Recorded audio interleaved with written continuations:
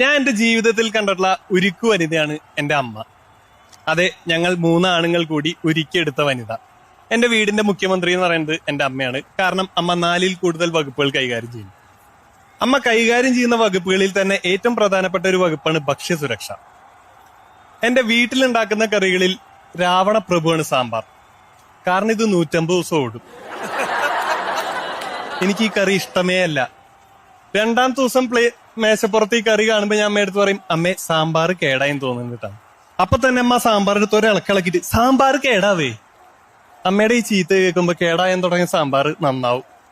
അമ്മ സാമ്പത്തിക ശാസ്ത്രത്തിന്റെ കാര്യത്തിൽ ഭയങ്കര ഷാർപ്പാണ്. അമ്മ വേണമെങ്കിൽ ഡോക്ടർ മൻമോഹൻ സിംഗിന് ട്യൂഷൻ എടുക്കും, അത്ര ഷാർപ്പാണ്. അമ്മ 2-3 മാസം കൂടുമ്പോൾ നല്ലൊരു സാരി എടുക്കുക. അന്ന് പക്ഷെ ഞങ്ങൾക്ക് ടെൻഷനാ. കാരണം അന്ന് അമ്മ വീട്ടിൽ ബജറ്റ് അവതരിപ്പിക്കും. ഈ ബജറ്റ് കേട്ടാൽ നിങ്ങൾക്ക് മനസ്സിലാവും എനിക്ക് ആ വീട്ടിലൊരു കടലാമയുടെ വില പോലും ഇല്ല എന്നുള്ളത്.